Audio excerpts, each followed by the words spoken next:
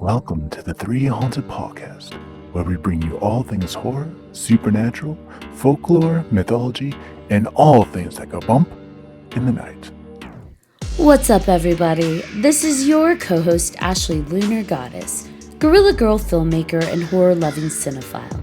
I'm just your average podcast-producing badass. I'm John Thomas. Some would say that I go a little too far with my love of all things horror, paranormal, and meta, but I say, talk nerdy to me, and I'm all yours. What's up, ghouls, gals, and all of our paranormal podcast pals out there? In today's episode, we'll be discussing all things paranormal, life after death, and the science of existence.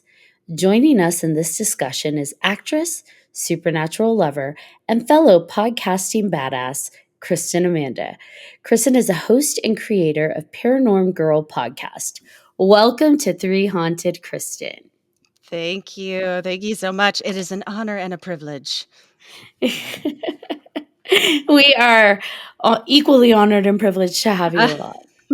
And that bio, by the way, you complimented me on my bio when I had you on my show, but that rocked hard. I love that.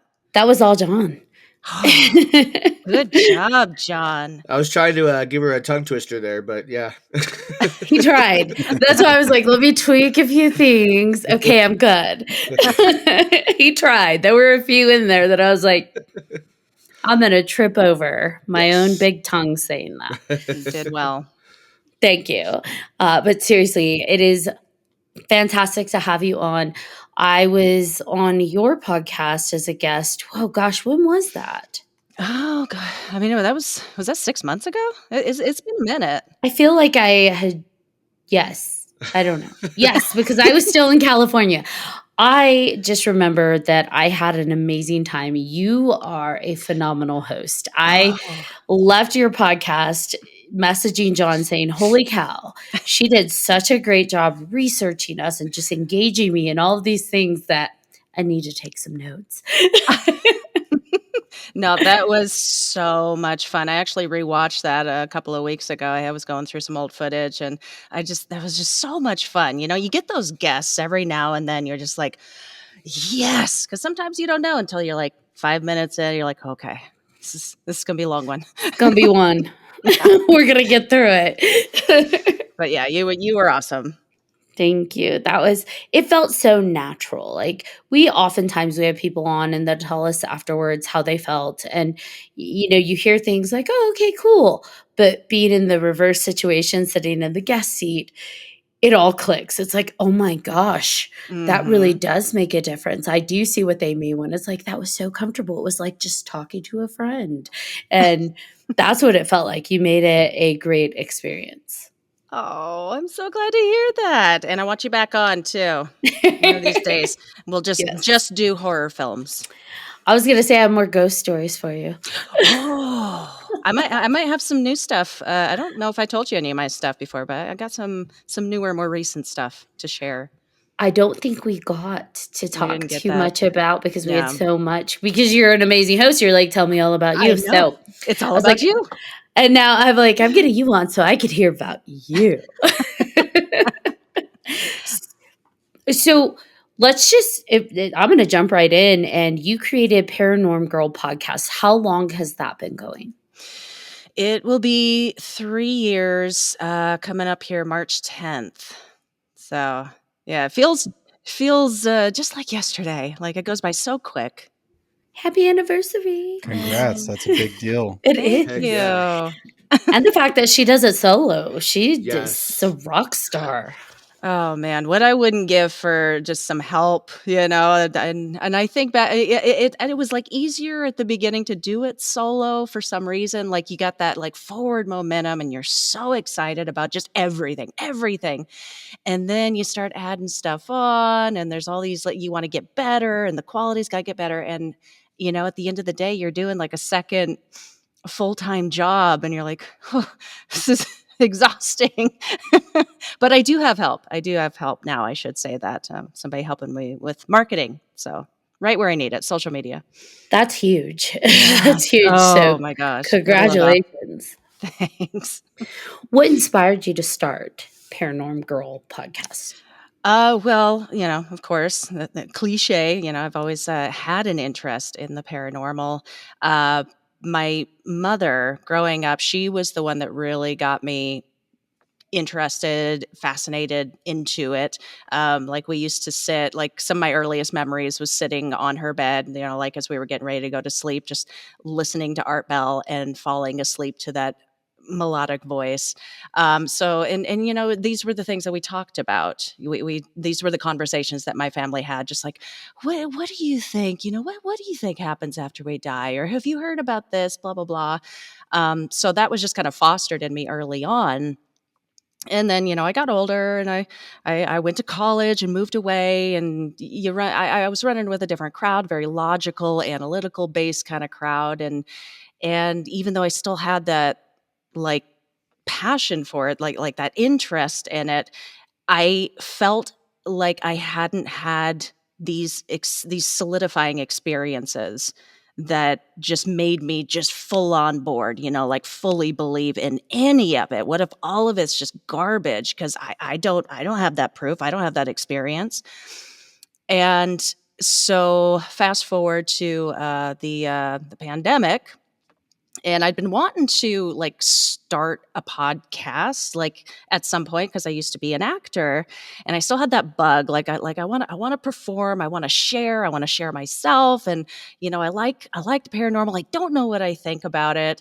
And I'd been listening to a bunch of those were the podcasts that I would listen to like for the years leading up to that, was always like true crime and paranormal podcasts. Like they were just my jam. So I was like, it's downtime now. We're in the pandemic. Maybe now's the time to just like start this and just see. Let's just see how it goes. And in a way, I can kind of like, if I can dive deeply enough into these subjects, like if I really break it down, just break it apart and dive into each of these subjects, maybe I will come to some sort of conclusion for myself. Even though I've never had these experiences, maybe this is the way I'll prove to myself whether or not, it's cap or whatever. And then, and so that's basically how it was born. But interestingly enough, after I started it and started like getting into it, like getting into other people, a lot of other people's experiences, and hearing these types of stories, it started like registering in my brain, like, oh, I actually have experienced this before. Oh, that this weird thing really did actually happen to me. And it's not like memories suddenly came back to me, like they were always there, but it just kind of clicked in my head, like, oh my God, like I have experience. I know what this is. Like it is real. It is. And I know that it is. So that I think I answered your question somewhere in there, but that's basically how it was born, and Paranorm Girl and all of that. And yeah, it's just been a wild journey ever since. And more things have happened. So, what experiences did you hear other people speak to that you realized, oh my gosh, like that's what that was?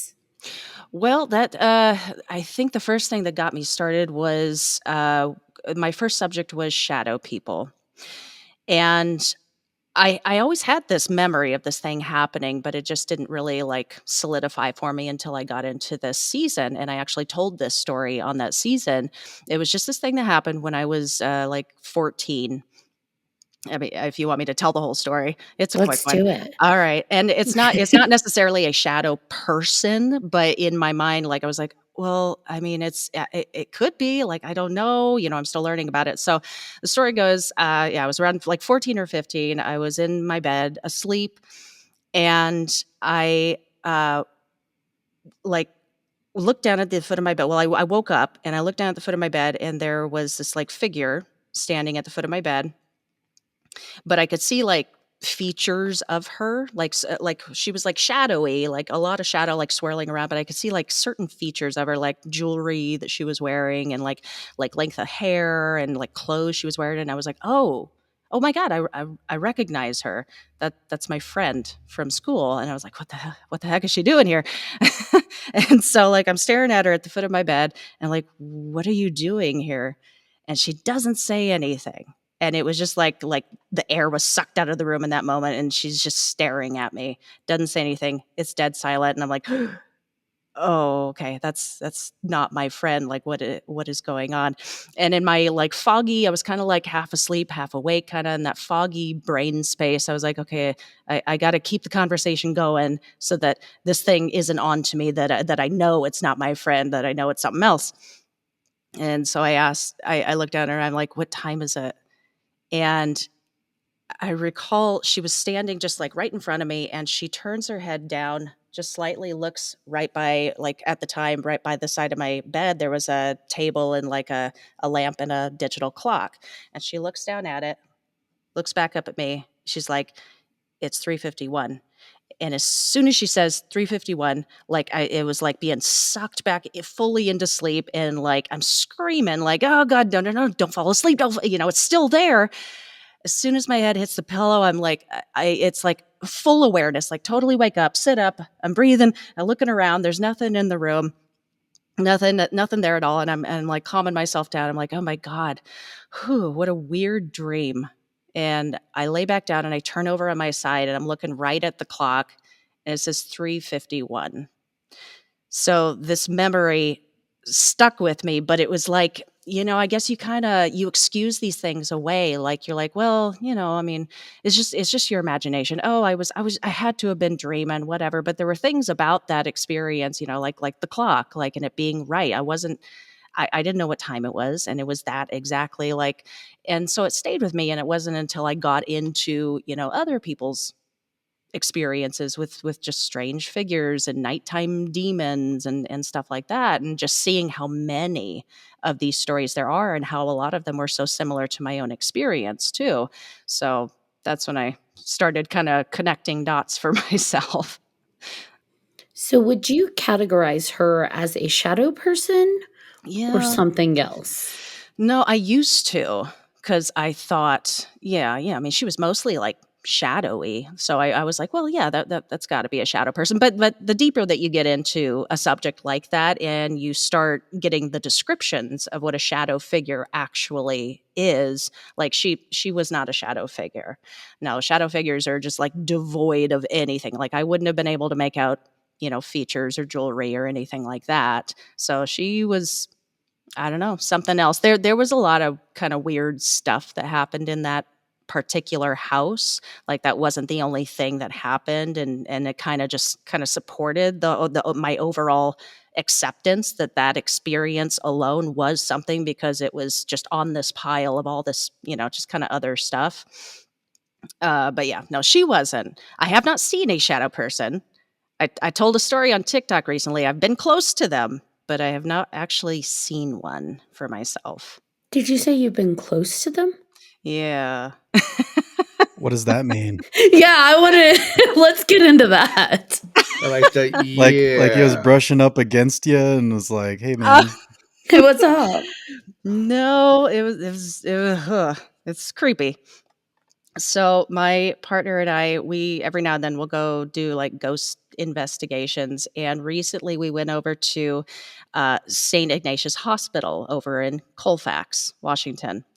And they do, they've opened it up like 10 years ago or so to, paranormal investigators. And then you pay like a nominal amount of money, and then you go in and you got like hours in there. You have your floors to yourselves. You go anywhere you want in the hospital. Like they've really opened it up, and it's rad.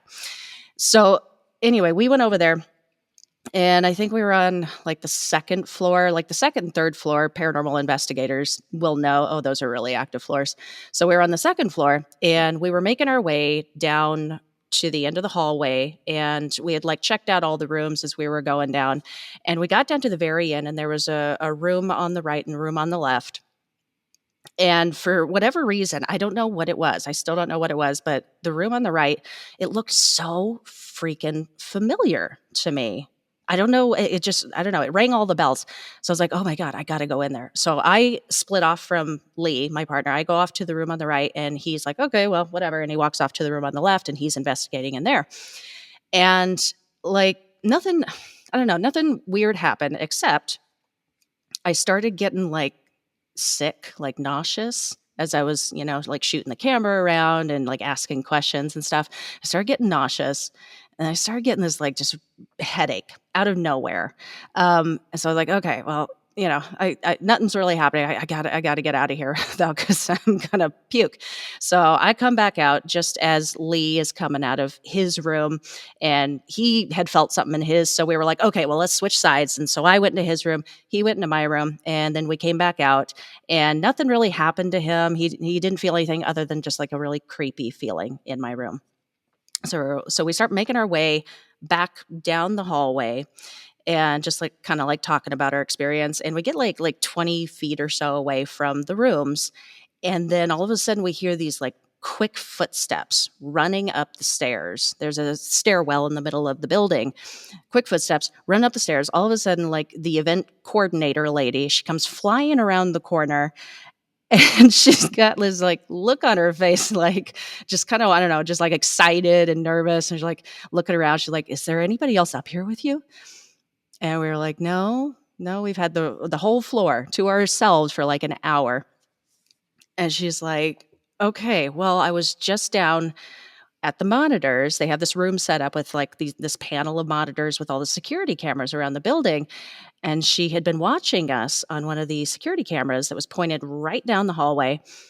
And when we got like 20 feet away or so, she says she watches this figure of a man like against the window just run from my room into the room that Lee was in. Just this black figure. And she thought, I don't think she thought that we were alone up there, and I don't know, she might have thought it was a shadow person, so she'd probably come up and check on us. And so that's what she did. She came up and checked. But yeah, so I mean, there was nobody else up there. It was like a full figure, looked like a person, run from my room into Lee's room, which means that it was in that room with me like the whole time. And then, it was 20 feet behind us as it like, zipped into the other room, and I didn't see it. I didn't know it was there, but it was there. It was like right there. So that's like the closest I've been to a shadow person. It was there. External confirmation. I think that's super cool that that they had the cameras and everything all set up too. It wasn't Mhm. just here's an empty building, go do your thing. Like it's cool that they had an extra setup there. That's really awesome Yeah. because some places Yeah. Yeah. don't do that for you, right? Yeah. Well, yeah, it's nice to have that kind of like, the validation if they see something that happens to you while you're walking around. But yeah, unfortunately, they do have to have those security cameras up everywhere because, people be acting fools and stealing stuff and People sneaking be in when they're tripping. not supposed to be. Yeah, they'd be Yeah, tripping. People be tripping. trying to steal Now, shit. since she saw it on the cameras, do they have the recording of that? I didn't even think to ask when we were there. I doubt it. I mean, it was like a couple months ago. I don't know. I should reach out and see. I don't know. I don't know. Yeah, it kind of makes you wonder, like, if they do see stuff, that do they edit it out themselves and be like, "Hey, look what we have here. We had these people here, Mhm. and they didn't really see it, but we saw it on the cameras." And yeah, kind of post it for their own kind of stuff. Put That'd be it on kind of their site. yeah. Yeah, I don't Come one, know. come Now all, I come now I on gotta down. reach out. Yeah. Just curious because it was on the cameras. So Yeah. I mean, they sure tell some wild stories at that location, a lot of stuff. It's a very active location.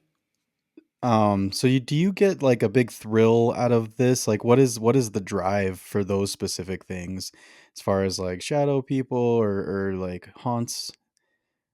Like what is the reason like you choose specific places? Is there something you're looking for specifically or Oh, like choose certain places to investigate? yeah, yeah. Is there Oh, anything that you're trying to connect with specifically or is it just kind of see what happens? yeah. Yeah, so far things have just happened. It's just, with as dead as and boring as paranormal investigating is actually, it's not always like going off like that. Like you'll spend hours just sitting in silence and nothing happens, and it can be very boring. So yeah, it's just very exciting when something does happen. And I guess like why I specifically do it, like my passion at the end of all of this, like my favorite subject to talk about and theorize about is life after death.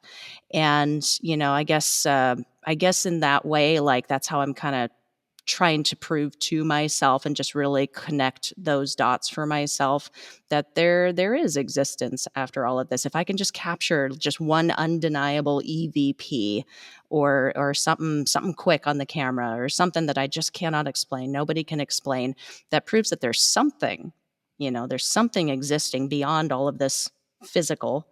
So yeah, in that way, it's just, another way to search for answers. We don't really like investigate all that much. I do like to go when we can, but yeah, I think we've been on like five or six total, like, so not very many. I think like the best kind of investigations are when you go to a place, you know that it's haunted, and you're just having a conversation with whoever you're with, because then stuff just automatically, not always, like you said, it happens. Like it happens around you regardless.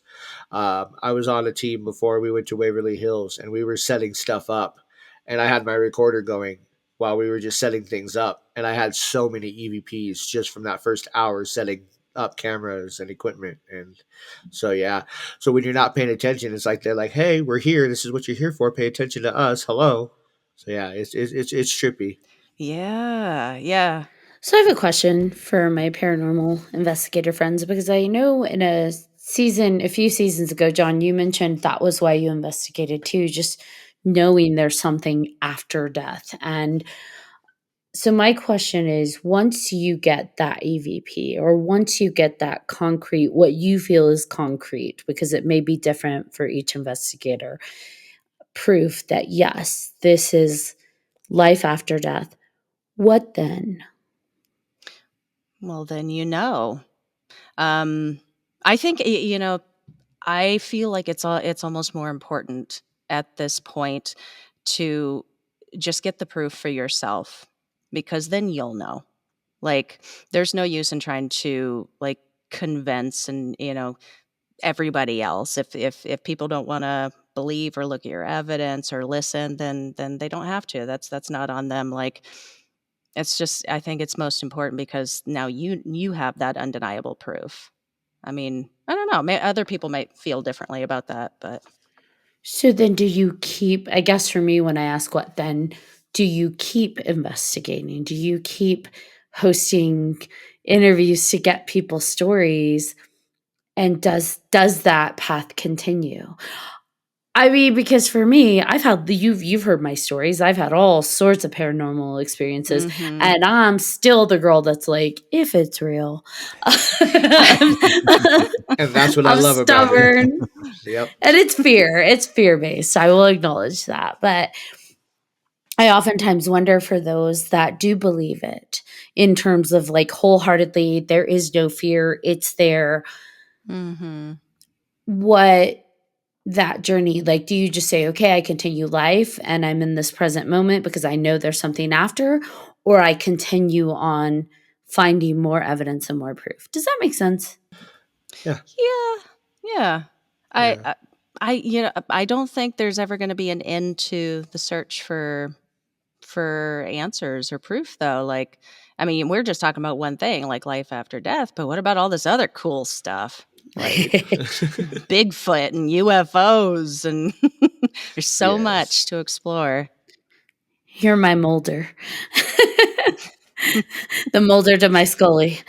Yeah. Yeah. I agree. It's definitely finding the answers for yourself, and also I'm going to be making a list of people who I'm going to be fucking with after I die, and who I'm going to visit. Like, just because I'm going to have those lists, because I know that I can do it after this. I'm like, all right, cool. I can do something, and I'm going to go mess with some people. So Ooh, do you really have a list? Do you have some I names have a in couple mind? people. Yes, I do for sure. Not gonna lie, there's a Nice. list. Nice. Yes. That's awesome. That's concerning. Don't worry, I won't scare you, Ash. Um, my quick answer to that is that I think you just have more questions, right? Like once you've figured out the one thing, you're like, oh God, why is this spirit here? Like why is it this spirit and not other spirits? Like why it just opens up more, right? And it's not just with paranormal ghosts and stuff. It's also like you were saying, Bigfoot and UFOs. And if you see something in the sky, like it just gets your imagination just running wild, and you just have so many more questions, and that feeds the passion, and then you just keep going harder and harder because you want more of it, right? And I think that's kind of, for me anyway, that's what it's all about, right? So the search for the truth never ends. No, no, Never. not really. I want to, I do, and I will believe all of it. I mean, I know we're going X Files here, but I was just curious because I know that as we continue in life, things that we're searching for and questions that we have, they're ever evolving. And so just curious where everybody goes from here. If like let's say hypothetically we go somewhere and we see a ghost and we talk to it and we high five it and we're like, yeah, you're real. Like what that looks like after. But I am with you. More questions to be had. Like, how could I high five a ghost? What was that about? So I went on a tangent. I want to high five a ghost now. I love a good tangent. Yes. You want to go find a ghost now? High five. Always Yeah. ghosts Always. He wants a high five a I'm gonna ghost. high five I Oh, a think ghost. high five a ghost. or all of the things, all the cryptids, all of the aliens, all of the things Yes. that we don't have confirmation on. And that's one thing I think that you have been delving in, that's really awesome. um I looked at some of your episodes recently about like Bigfoot and stuff. I don't know if we want to just jump into that. I didn't know if there was something else we wanted to get into before, but um I'm pretty fascinated with the Bigfoot stuff because of I studied anthropology in college, and Oh, the fossil record, and did learned about gigantopithecus and all the australopithecines and all that kind of stuff. And I found it very interesting. Like, is Bigfoot variation off that, an offshoot from the Neanderthals or something? Did it something that survived, or is it something completely different from a different dimension? And I find that kind of stuff pretty fascinating. yeah. The argument that has been made that Bigfoot could be Gigantopithecus is pretty convincing. Grover Krantz talked a lot about that, and it makes sense. I'll say that it does make sense, but man, I love the whole. I mean, you veer right off the path there when you get to talk about like interdimensional Bigfoot and jumping through portals, and there's UFOs involved for some reason. That stuff just fascinates me to no end. I just had a really great guest on that had a bunch of experiences like that. He's a Bigfoot researcher, but that's where he leans, is that they use telepathy, and they're a lot smarter than you think. Like they're smarter than we are, and they are interdimensional and can disappear like that. And when I hear somebody talking about it like that with as much passion as he has and as much experience as he has with it, it's like, that really gets me thinking, like, maybe this isn't so simple as just Gigantopithecus. I don't know. I don't know. Don't nobody come at me, because it's still the middle of my season. I haven't gotten there yet. But I'm looking at it all, considering it all. Well, because you're going to Squash Fest, right? Is that what you're Mhm. doing now or coming up? Yeah, yeah, I'm coming. That's happening at the end of the month. Yeah, January 26th on the west side. Is so terrible question, but is this something that you dress up for? Like what do you, like what do you do I've never been to one, and I should. I've never been to one either, so I don't know. I hope we don't have to dress up, because I don't have anything. No, I think it's just a convention, just a regular like paranormal convention. You can dress up if you want to, I guess. I do have an old Alf costume that might work. Oh, That might be nice. it's alien, it's covered in hair and It's close That enough. works. You're tall. You could be Bigfoot. Why not? Yeah. I honestly sometimes think that maybe it's not just one or the other. Maybe it's Mhm. both. And so, why can't Gigantopithecus also be something that goes with in and out of the portals and have all of these things? Because we all came from a similar ancestor. Maybe we weren't the only ones that had that big bursts of evolution. And maybe theirs looked different than ours. And because we have seen it, like if you look at the timelines of like just all of the different, whether it's Australopithecus, Homo habilis, like all of it, a lot of them crossed over in the timelines. And there's been some fossils found late recently that shows there might have been some interspecies Mhm. mingling going on because we're close Yeah. enough. Yeah. And so I do wonder if maybe there is something out there because we're the only ones that survived out of all of those different species over the timeline. I don't know. I can't believe we were the only ones that evolved. Maybe they evolved differently. Maybe they survived. Maybe they found a way to survive in a way differently than us. And who knows? Yeah, yeah, and that is kind of a mystery, I believe. Anthropologists still don't really understand, like, what was it about, the modern day man that why are we still here and these other are not? Was it disease? Was it famine? I, I don't know, like, because there were a bunch of us, like, back when we were crossing over in the timelines, that a bunch of humans that were walking on two legs. That's what makes us human. So it's not that. It was something that happened much later. Yeah, it's still a mystery, but they are finding some really cool stuff. Like what you were just saying, I was just reading about this awesome thing. And it was, oh, shoot, where was it? I don't know. They found these footprints of like modern humans, but were really, really, really old. And they found them in the mud. And then they were finding these other prints that at the time, the researchers were like, oh, that's just a little bear. That's a bear print. Upon closer inspection, no, it wasn't. It's another form of human that was around at the same time as these modern day humans were there, but it's a human that we have not connected the dots yet. They don't know what it is. So we literally, scientists are considering footprints of something that they are, speculating is a human. It is a human, but they don't know what it is. Kind of like Bigfoot. We have these footprints, we have this evidence, and we're speculating that it's this creature, but we don't have the bodies. Oh, I don't know. I was trying to form an argument as to like why we can't consider like Bigfoot's footprints as evidence. Why can't that be good enough? And yet over on this, like when we're looking at these human footprints, well, obviously that's a human, even though we don't know what, like species it was. I don't know. Something I'm working on. Maybe it's the fossilization versus like mud prints. Yeah.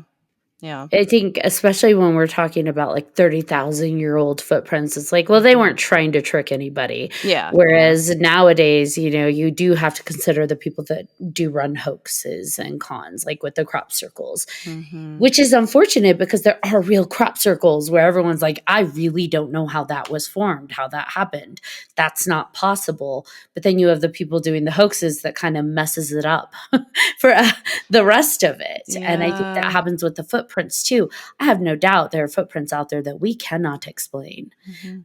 And then you have the people that do the hoaxes, and it's like, there's a size 30 footprint, but there's like a Nike kick swoosh on the bottom. And it's like, dang it. They Oh, had that to that go makes me mess it laugh. up.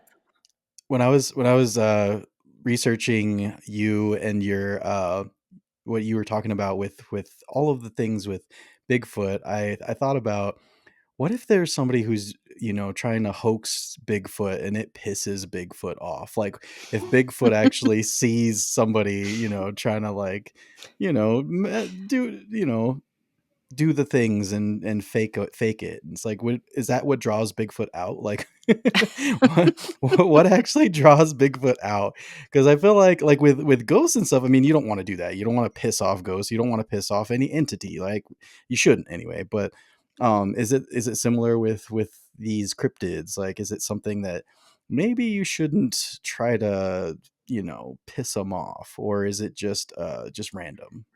Look, I'll be honest, BJ, I'd rather piss off a ghost over a Bigfoot or a chupacabra any day. Because a ghost Absolutely. may slam some shit around, but like Bigfoot can squash me. Like Yeah. I'll be the sass squash. Like that's not I don't want to mess with those. Or a chupacabra, like it'll take my head off. Right? Yeah. No thanks. No thanks. Can you draw Bigfoot out by pissing it off? Is that basically okay?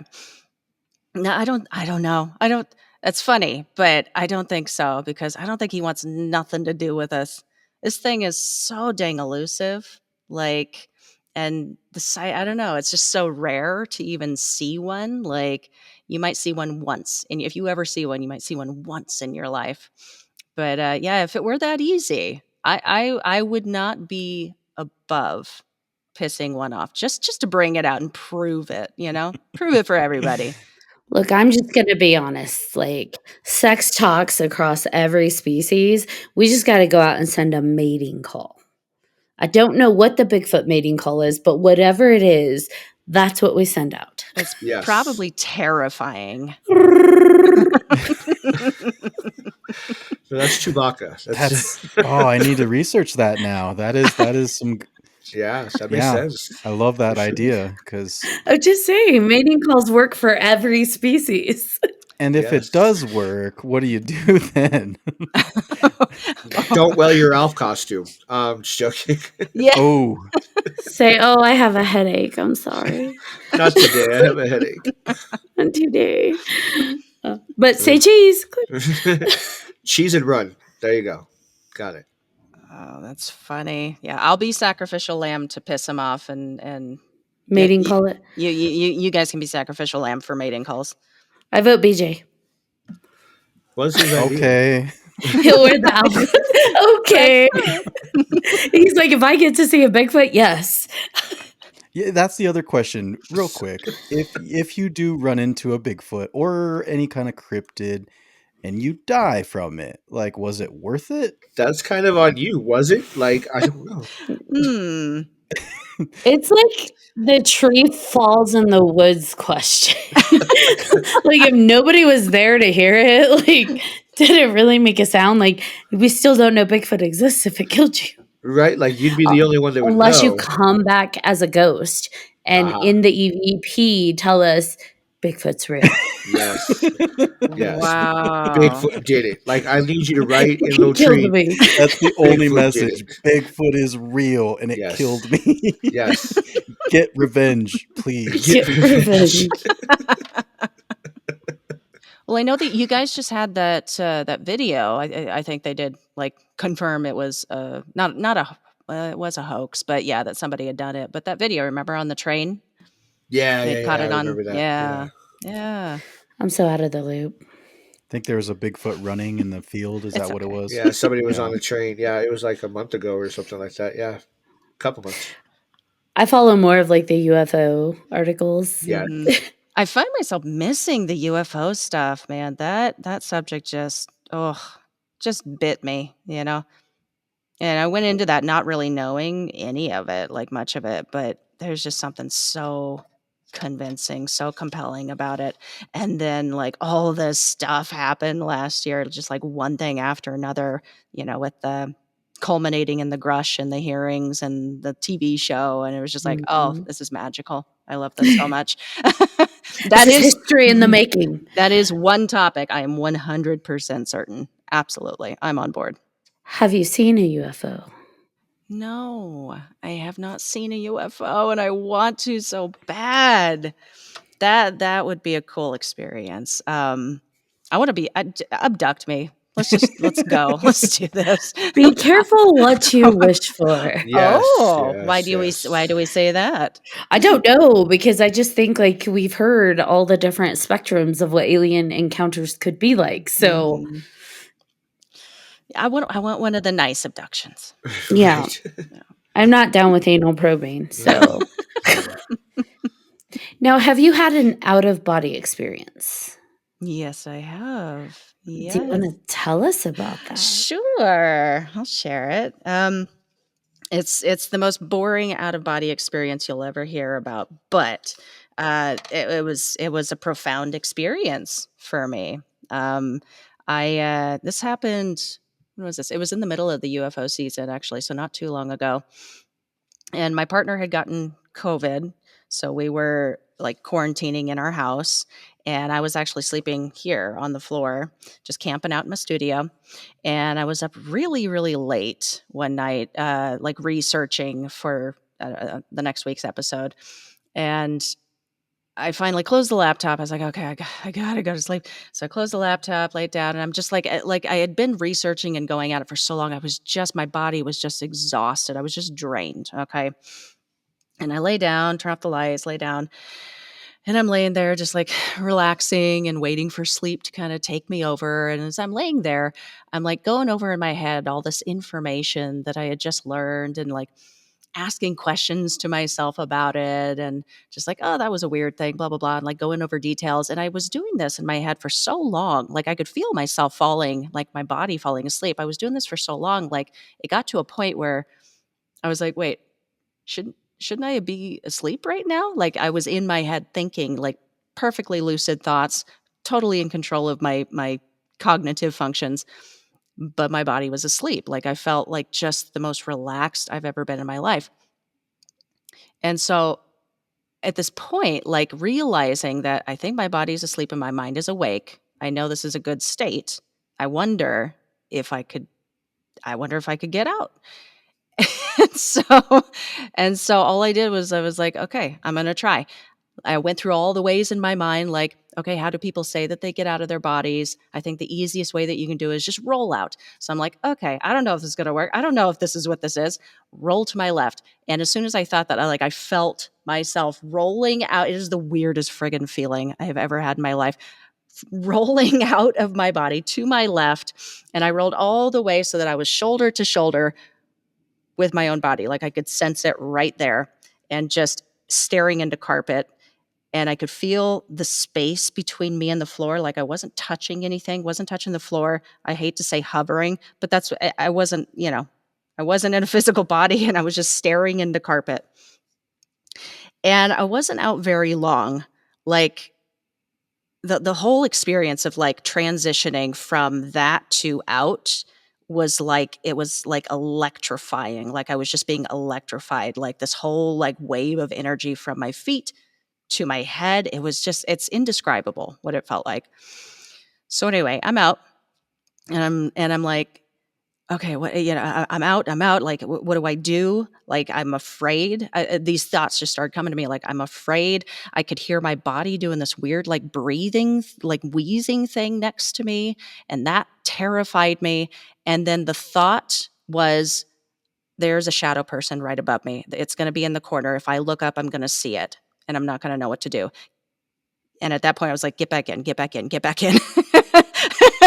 And so I rolled back over and like settled into like sunk into my body fully.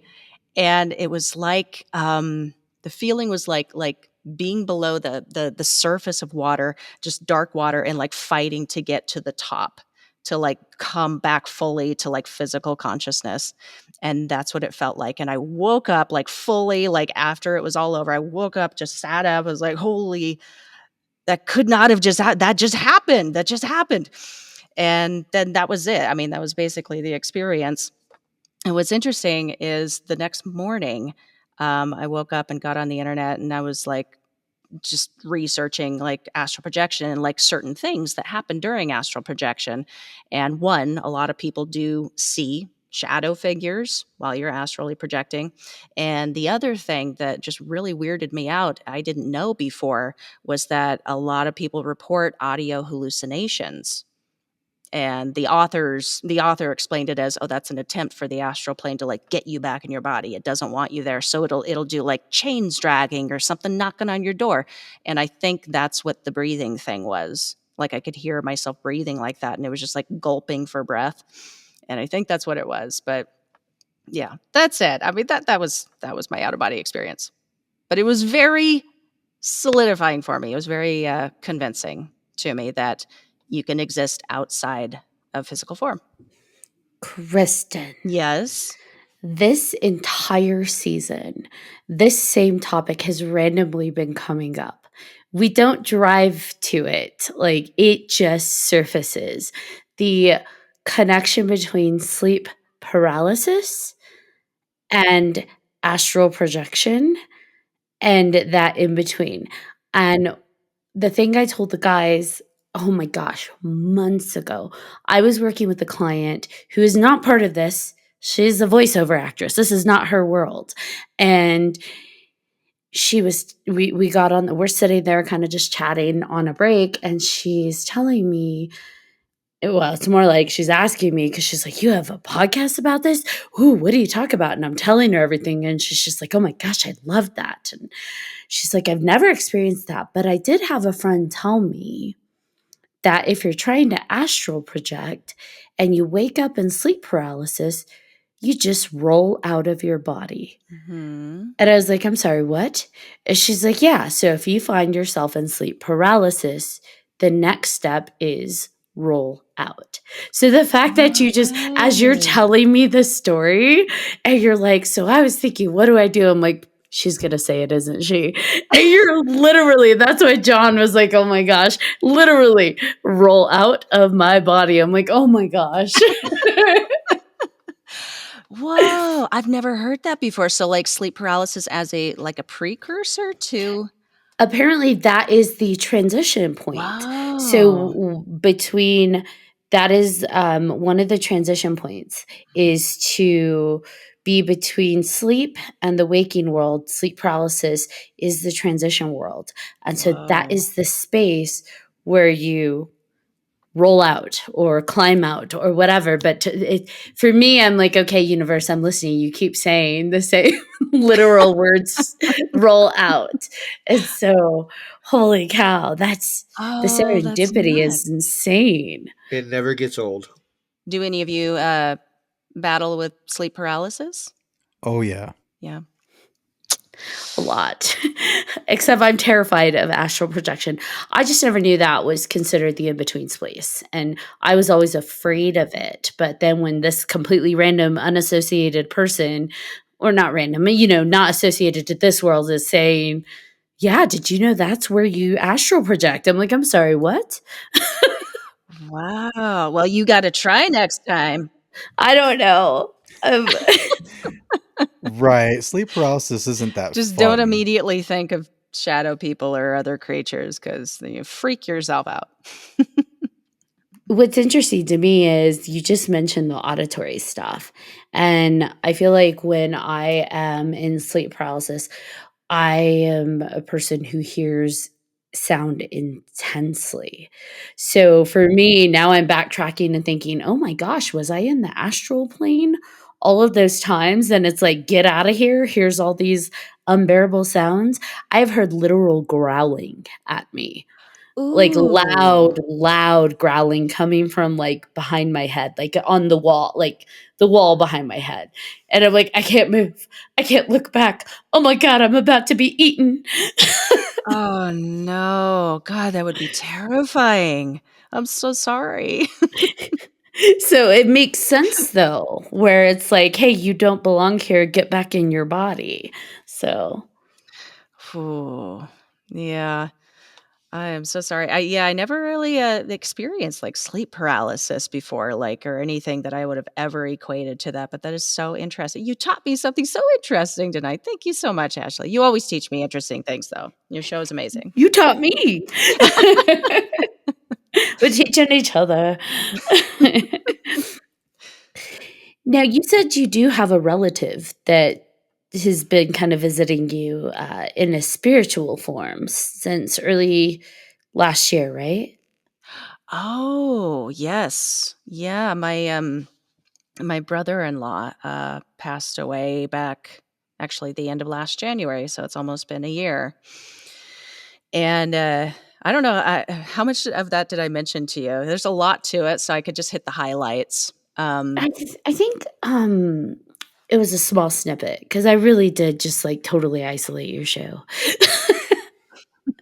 with like all these ghost stories. So All right, all right. So the highlights are, Um, yeah, the night that he passed away, just massive. We were all together at his house, like my sister's house, and just massive amounts of electrical just difficulty and like lights turning on and off and the security system like arming itself and just really weird stuff. A lot of electrical malfunctions, to the point where it was like, this is not normal, not, whatever. Now, one of the big highlights, which is the other thing I'll tell you about it, was 3 times since he died, this has happened to me directly. And it's always preceded a day that something really important has happened. And it's been the lights in my car are always turned to auto. I've literally never touched the knob to turn them off ever. And the night that he died, I had to get in my car and go grab my sister's kids, and my lights were turned off. I was like, oh, huh, that's weird. Okay, fast forward a couple of months. I went to get in my car. The lights were turned off, and it was because I wasn't supposed to go home. I was supposed to stay with my sister. And then this happened like recently. This happened one more time the day before Thanksgiving. And it was just, I was just doing errands or whatever, went to get my car. The lights were off. I was like, I've never touched this knob before. Like, it's a whole like knob. You have to like turn like that. And so I knew that something was coming up. And that night, my sister had electrical malfunctions, like just crazy for like 20 minutes straight, like lights flickering, TV going on and off, just really weird stuff. And so, we made the connection that it was him, but he's always like kind of forewarning me about things with this because he knows I'll notice it, I guess. I don't know. So yeah, it's been an interesting year. Anytime we experience things with our electrical or like Mhm. TV or anything like that, we joke it's our ghost, it's our haunting of non-essential electronics. Yeah. I remember that. Yeah. Yeah. We still have it happen. It's still a thing. Wow. Wow. Still going on, huh? Yeah, new house, new state. It's not as frequently, but there's Mm. definitely like things that still kind of little things here or there, and it's like, oh, okay. Just enough to let you know they're there. Well, good thing It's it's, still it's here. not like a bad, evil feeling, it's chill. It sounds chill. Honestly, nowadays, mostly if I do, for me, I think it's funny because it's like, I know you guys are here. You don't need to mess with things. Like, I can feel you. And oftentimes, if I do feel things nowadays, it feels curious, Hmm. not bad. It's more like, when someone just like peeks their head over, like, you there? That's what that kind of feels like. Hey, you in there? Okay, cool. And it's like, yes, I'm here. You can go now. Yeah. Just feels Wow. I don't know. curious, I guess. Yeah. They must be very curious about you or care about you. Maybe it's a connection that you've never thought of before. Ooh, look at Mm. you giving me some things to think about. Look, I I gotta outdo your sleep paralysis education. I gotta outdo it. look, everything you talk about, you are so well spoken and you research everything so in depth. Like, we learn everything from you. Thank you. Now, I do have to tell you, because you like the spooky, I do have to tell you Mhm. one story. Okay. Because the episode's not out yet, so I'm gonna give you the highlights. So we were doing an episode on Day of the Dead, and we were talking about uh, did it happen with the previous one, John? The exorcisms? I think we started talking about Yeah. Santa Muerte, which is the Lady of Death. Yes. Mhm. And I love it that episode, by started the way. in thank you. But that night, I felt something in my hallway. And I'm in my bedroom and I'm like, you're not allowed in here, go away. And I could Oh, feel that it wasn't like curious, like, huh? It felt more like something was just waiting. And I'm like, nope, you're not, nope, not in here. And leave the kids alone. And I went to bed, woke up briefly, and I could feel something in the corner of like the foot of in my room. I could feel it. And I'm like, I repeated, get out. You're not welcome in here. And I went back to sleep. And I could feel it just kind of like looming. And I'm like, what the hell? Like, go away. And then I woke up again. And I was sleeping on my side, facing my side table. And this time I opened my eyes, and this is not sleep paralysis. I could move, I could scream, which I did.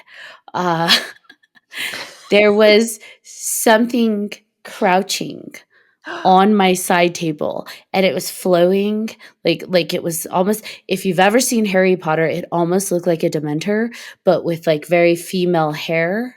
And like, Oh, yeah, so no. it was feminine, but it had like flowing almost robes. And it like reached out to grab me. Like she lunged almost to grab me, and I pushed away. Like I defended. I don't know what I thought I was gonna do, but I'm like, nope. And I screamed as loud as I could. Whoa. Whoa. I have questions. And I was awake. It was not sleep paralysis. She said, "I have No. questions." It wasn't sleep paralysis. And it was also because of the buildup. If it had been just that, but the fact that I felt it before I even went to bed, but I wasn't even sleepy yet. And then I felt it waking up in the middle, like, okay, it's over there, go away. And then it's lunging at me, and I'm actually like, I had woken up, I could move, and it just trying to block it from clutching me. It was Whoa. so weird. And Keith woke up and he heard me scream. But the weirdest thing is usually if I have a nightmare, he'll pat me or try and calm me down. His automatic reaction was to grab my hand for some reason, like hold on to me. And I'd reached back and grabbed his. So I'm like, what was that about? And he's like, I don't know. And just in that moment, I just felt like I had to grab you because you were like, there was something going on. And I'm like, huh, that's different. He's never Whoa. reacted that way. Yeah, it was Yeah. weird. I'm like, you're trying to keep me from being dragged to hell, I guess. I don't know. Well, he said, did he, so he didn't see anything that night, but like, did he feel the lead up to it too? Like, does he get Mm-mm, that he sensitivity? didn't. No, no. That's Not right. typically. That's right. Yeah. No. Oh, So wow. I figured you could appreciate that. I love that story. Thank you. That spooked me the hell out, and I am alone in my house right now, and I'm just like getting like woo, Oh no. like goosebumps. That is Sorry. freaky. No, that's very like that's like old haggish, like night demon kind of like that imagery. That's what it makes me think of. Yeah, the first word that came to mind for me the next day was like wrath, like a wrath. Ooh, ooh, Mhm. yeah. Yeah. Hmm. Well, I was it like, hasn't there will be happened no hags in since, this right? house. No, but the interesting thing is I eventually told the kids about it because they had asked, "Why did you scream?" And I wouldn't tell them, but I finally told them. And my middle son actually told me, "Oh, I've seen her before." And I'm like, "I'm sorry, you what?"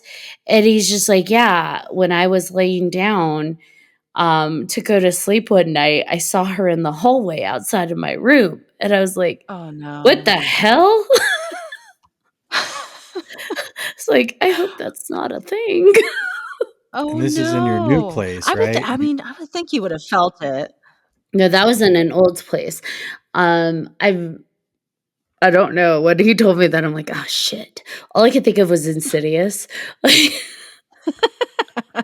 like the creature that just follows them, and I'm like, Yeah. "Nope. Oh, That's you no. are not allowed Oh, here." No. poor kiddo. Or as Keith says, "You are not welcome here."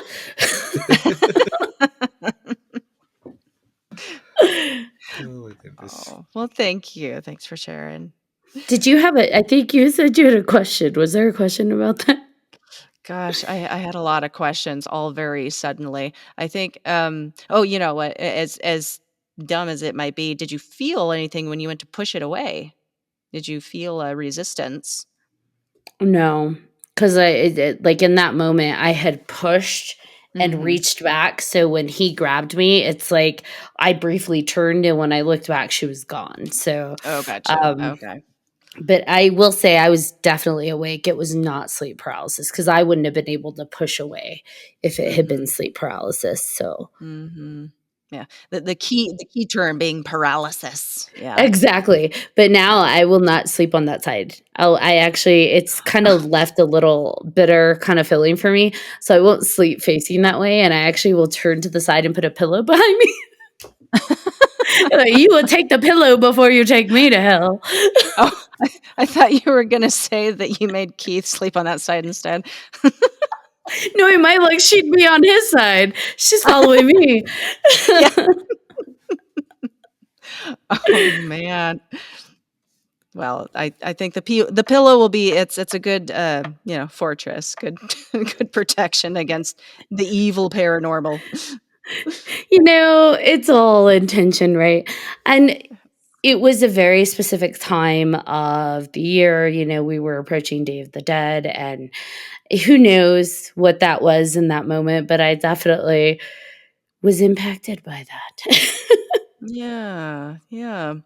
Well, how much do you think I don't wanna go off on a tangent or anything, but, like, I wonder how much do you think, like, the paranormal is a byproduct of our psyches? Like, we're creating these experiences, like, we're giving them form. I mean, that's a good question because I think we've briefly touched on that too, that by talking about these things, are we essentially being open and calling in more? Mm. For me, because I grew up with that and I didn't want it, and I'm like, close it down, shut it down, and it never would. I don't know because it's like for me, it's like damned if you do, damned if you don't. Like it's there anyways. Here's what I will say for me specifically. All of my experiences up until we started the podcast have never swayed positive or neutral. It's always been negative. Since we have started the podcast and I've explored this world more, how to protect myself, how to elevate the vibration, and every lesson we've come across, I've had more positive and neutral interactions and experiences and encounters than I ever had before. Little lady hag aside, like everything else has mostly been neutral or even positive. We had like a Grampy ghost we talked about on yours. And it's like, Yeah. so I think for me, having these conversations is good. It's actually helped me shift those experiences because I'm going to have them one way or another Mhm. in a positive direction. So that was a long winded answer. No, I love that. Yes, that's crazy. I was just thinking about that whole "do we manifest this stuff" this morning as well. So that's kind of funny that you brought it up. Oh. What was that, in regards to? What were you talking about or thinking about? I don't know actually. I was listening to your podcast. I was listening to the Mandela effect stuff because that's what Mm. I've been most interested in. But yeah, Yeah, the Mandela effect stuff, man. Like that that's that was trippy another just stuff. like trippy, just so trippy. Yeah, And it totally just went way off the rails, like in ways I couldn't have foreseen, like talking about simulation theory and just all this yeah. crazy stuff. Yeah, that was a favorite subject. Yeah. I would love to get into all of that. Mandela effect. I think of Yes. Sinbad all the time. Kazam. Every time I Shazam. Shazam, Shazam, Kazam, all Kazam. the Yeah. All of time, it. every Mhm. time, Yep. because I've been doing research on it, and I think I know why that movie doesn't exist, But but it why does. people think it exists. Let's check. How many of you swear you heard of the Shazam movie, whether it was a movie trailer or you watched it? I've seen the trailer. I swear to It's God. all of Really? us. We're all from the Yep. same Yes. timeline. So Yes. what's your theory, BJ? So I you know how when you would rent VHS tapes and they would have trailers for movies, right? Mhm. And so when Kazam came out, there were trailers for Sinbad movies before that film. So, like First Kid, I don't know if you guys remember that. It was Of Sinbad. course I do. Mhm. Yeah, he was basically a bodyguard for the first kid, and so yeah, so it was a ridiculous movie. But anyway, that I saw not too long ago, but I was like, okay, maybe my brain is thinking that that's the connection because it was a trailer before I saw this film, that maybe, and then I also thought that maybe it was also Space Jam, and then now Shaq is doing a film, that I connected it that way too, because I was thinking it was the second time there was a professional basketball player doing a film, and then Sinbad got kind of mixed in with that.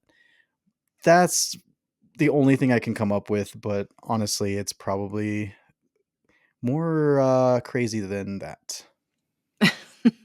I mean, I hear what you're saying. Absolutely. I guess I give it a little more credence, just because there's so many people who specifically remember a movie starring Sinbad called Shazam. Like, so many people, hundreds upon hundreds. And then, like, the Mandela effects, like, one of my top all-time favorites, and is like, I can't deny the Mandela effect because of this Mandela effect, is the Fruit of the Loom logo.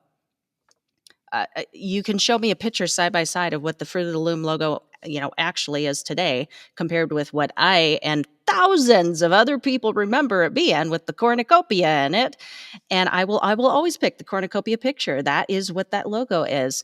And they like to argue it like, yeah, well, it's fruit, and it belongs in a cornucopia and pilgrims and Thanksgiving. Like, no, no, no, no. I didn't know what a cornucopia was. Like, I wouldn't just imagine that. Like, I remember. I totally remember it because yeah, because like you, I didn't know what a cornucopia was. I'm like, what the hell is that brown, weird looking thing that's there? Like, Yeah. what? Yeah, Yeah, absolutely. I'm like, what kind Yeah. of fruit is that? Like, what? Like, I don't. Oh wow. That's Yeah. crazy. That and or Jif, or right, like Yes, that Jiffy. peanut butter. Yes, Jif, for yes. real. Wait, what's the one on that one? It's not Jif Jiffy. It's just Jif, Jif peanut butter. which you can see now. But I mean, sure, logos change and they change their names, but I don't think that's what happened. I think, yeah, I don't know. Do you think that's just us mixing like Jiffy the corn mix with Jif peanut butter because they were so close? No. I mean, there's all kinds of explanations as to why people remember Jif. Like, there was a popcorn. I can't remember. There was a bunch of things that, like how we could have mixed it all up, but like, this will just make you mad. Stouffer's stovetop stuffing. Yeah. Tell me you remember that, Ashley. Yeah, I absolutely. do. Okay, Yes. yeah, that's not a thing. What? What? Stop it. What do you mean Stouffer's it's not a thing? They had it in Stouffer's commercials. stovetop stuffing. It's Stouffer's. just stovetop? What is it? No, it's Just another brand. no. Type it No. into Google right now. I'm Googling Oh it. my I'm goodness. asking the Google. Yeah, no, But F why? that. But why would that change? Like, you think about the Right. Mandela effect, and it's like these stupid things, I right? know. I It's all the I know. mean, stupid things. Berenstein, the freaking except for peanut Nelson butter. Mandela, right? Yeah. But maybe it's not stupid. Maybe in that different timeline. No, because we see it in movies where small things cause Yeah, big changes. So maybe in that absolutely. timeline, craft doesn't exist because Stouffer's ruled. And that changes all sorts of people's lives. I don't Right? know. To us, it's little, but maybe that would meant something else. Yeah, maybe Yeah. Sinbad is like a real like big person in the nether worlds or something. Like he's the president or something. Who knows? I I don't don't know. know. I don't know. Yeah, but as little as these changes are, I mean, they all have to do with things that are like so impactful to you, like culturally speaking, and Yeah. nostalgically speaking. Like, these are things of your childhood, or like major art pieces, or just really, I don't know, iconic kind of brands and things. So as small as they may seem, they are actually quite large, big changes. Yeah. I think it would be interesting. I don't know if you guys watch Black Mirror, or I love the idea of, future technology and memories, right? Being able to, there's one episode where it just records all of your memories throughout life. You can see everything, it just records it, right? So you're never going to have a situation where you can't just look back and see actually how it was. And so that way, is there a Mandela effect? Or because if we have this technology, you can just go back and check. And then if there's something different, then you would know, right? Because our memories are flawed, right? And anytime you think about something and you remember something, it is not that memory. It's not an actual thing. It is your recreation of it now, based on where you're at now. And it's always changing. It's kind of the same, but also like a little different. So I don't know. And I think that would be it would cause a lot of problems, obviously. I think because I think humans in general may be a good idea to not remember things so vividly. I feel like that might cause some issues down the line with our species. Maybe it is something an evolutionary thing that we don't remember things so vividly. I don't know. Hmm, I don't know. It's weird to think about, but I don't know. I don't know, because then I think we lose our ability to be dream warriors. Because if we can't remember our things vividly, memories, dreams, then we can't dive deeper into it and, I guess, weave it, for lack of a better term. Like when you can remember detail by detail by detail into your dreams, you start to be able to control your dreams. And so if we start to lose the ability to remember as vividly all those things we talked about, astral projection and all the lucid dreaming, like maybe that is in jeopardy. Yeah, I don't know. This went so Kristen, deep. do you lucid dream? I have accidentally for like a second. How does that happen by accident? That's I don't know. I don't know. Supposedly there's certain things you can do in your, like, if you do it in your dream, that will, like, heighten the chances that it will turn into a lucid dream. You can certainly train yourself to lucid dream. yeah. And I talked to a really cool astral projector, like he'd been doing it for like 30 years. And he also, like, specifically lucid dreamed all over the place. And he got to choose, like, what experience he got to have every night. But yeah, he had like ways in his book, yeah, or whatever, that you could specifically lucid dream, or you can remind yourself if you want to train yourself. You can, like, give yourself a sign in your dream that as soon as you see it, that's what, like, reminds you. Oh yeah, okay, now we're lucidly dreaming. Cool, I go fly. There it is. I'm going to do it.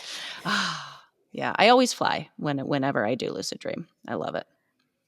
Kristen, this has been an amazing episode, and I can't believe the time has flown by so quickly. It sure has. Where can people find more about you and your amazing badass podcast? Oh my. Well, you can catch me on any podcast platform, any of them. I'm there. I'm also on YouTube at Paranorm Girl Pod. And that is also the handle for all of my socials. I am on all of them at Paranorm Girl Pod.